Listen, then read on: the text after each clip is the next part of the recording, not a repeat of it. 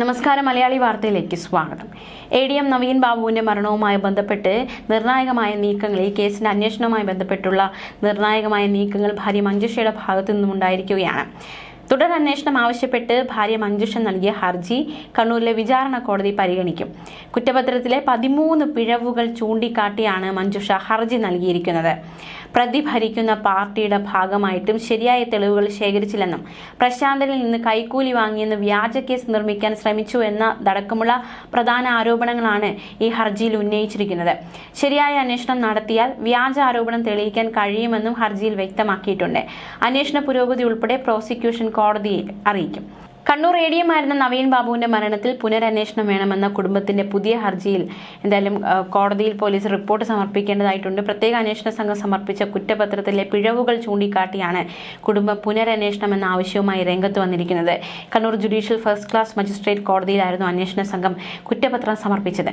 കുറ്റപത്രത്തിൽ പ്രതിക്ക് രക്ഷപ്പെടാനുള്ള നിരവധി പഴുതുകളുണ്ടെന്നും നവീൻ ബാബുവിനെ അഴിമതിക്കാരനായി ചിത്രീകരിക്കാനുള്ള ബോധപൂർവമായ ശ്രമം നടത്തിയെന്നതടക്കമുള്ള കാര്യങ്ങളും ഹർജിയിൽ കുടുംബം വ്യക്തമാക്കിയിട്ടുണ്ട്. ഹർജി ഫയലിൽ സ്വീകരിച്ച കോടതി കുടുംബത്തിന്റെ ആവശ്യത്തിൽ നിലപാട് അറിയിക്കാൻ പോലീസിന് സമയം അനുവദിച്ചു. പ്രതിയെ രക്ഷപ്പെടുത്താൻ സാക്ഷികളെ കൃത്രിമമായി ഉണ്ടാക്കിയെന്നും ഫോൺ അടക്കമുള്ള ശാസ്ത്രീയ തെളിവുകൾ ശേഖരിച്ചില്ലെന്നും ഹർജിയിൽ ആരോപണമുണ്ട്. തുടരന്വേഷണം എന്ന കുടുംബത്തിന്റെ ആവശ്യത്തോട് പോലീസ് അനുകൂല നിലപാട് സ്വീകരിക്കാൻ സാധ്യതയില്ല എന്നതടക്കമുള്ള ഒരു നിഗമനമാണ് നിലവിൽ ഉള്ളത്. പ്രതിയായ പ്രശാന്തനിൽ നിന്ന് കൈക്കൂലി വാങ്ങിയെന്ന് വരുത്തി തീർക്കാൻ വ്യാജ കേസുകൾ ഉണ്ടാക്കാൻ ശ്രമമുണ്ടായെന്നും ഇലക്ട്രോണിക് തെളിവുകളിൽ ക്രമക്കേടുകൾ ഉണ്ടെന്നും മഞ്ജുഷ ആരോപിച്ചിരുന്നു.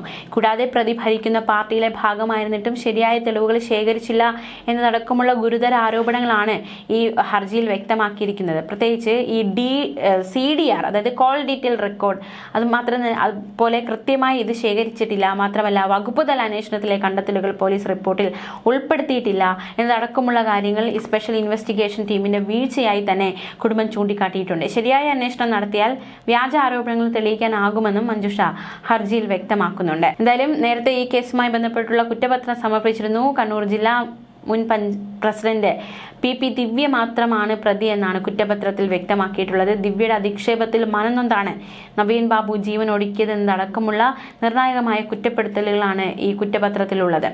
ആസൂത്രിതമായ അധിക്ഷേപം നടത്തി പ്രതി എന്നതടക്കമുള്ള ഒരു കാര്യമൊക്കെ ഈ കുറ്റപത്രത്തിൽ വ്യക്തമാക്കിയിരുന്നു. നവീൻ ബാബുവിന്റെ യാത്രയപ്പ് ചടങ്ങിലേക്ക് സ്വകാര്യ ചാനലിനെ ദിവ്യ വിളിച്ചു വരുത്തിയതാണെന്നും കുറ്റപത്രത്തിൽ വ്യക്തമായിരുന്നു. ശാസ്ത്രീയ തെളിവുകളടക്കം ഉൾപ്പെടുത്തിയ കുറ്റപത്രം കണ്ണൂർ റേഞ്ച് DIGക്ക് സമർപ്പിച്ചിരുന്നു. DIGയുടെ അനുമതി കിട്ടിയാൽ ഉടൻ കുറ്റപത്രം കോടതിയിൽ സമർപ്പിക്കുക എന്ന നീക്കമാണ്. നവീൻ ബാബുവിന്റേത് ആത്മഹത്യ തന്നെയാണെന്നും കൊലപാതകത്തിലേക്ക് നയിക്കുന്ന ഒന്നും ശാസ്ത്രീയ പരിശോധനയിൽ കണ്ടെത്താൻ കഴിഞ്ഞിട്ടില്ലെന്നും അന്വേഷണ സംഘം വ്യക്തമാക്കുന്നു.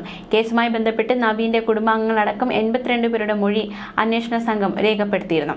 2024 ഒക്ടോബർ 14 ADM നവീൻ ബാബുവിന്റെ യാത്രയപ്പ് ചടങ്ങിന് ക്ഷണിക്കാതെ എത്തിയ അന്നത്തെ ജില്ലാ പഞ്ചായത്ത് പ്രസിഡന്റും CPM ജില്ലാ കമ്മിറ്റി അംഗവുമായ PP ദിവ്യ അധിക്ഷേപ പ്രസംഗം നടത്തിയത്.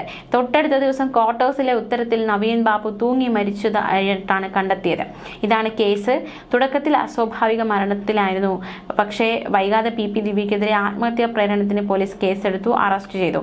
ഇതോടെ ജില്ലാ പഞ്ചായത്ത് പ്രസിഡന്റ് സ്ഥാനത്തു നിന്നും പാർട്ടി ചുമതലകളിൽ നിന്നും CPM ദിവ്യയെ ഒഴിവാക്കുന്ന സാഹചര്യമുണ്ടായി.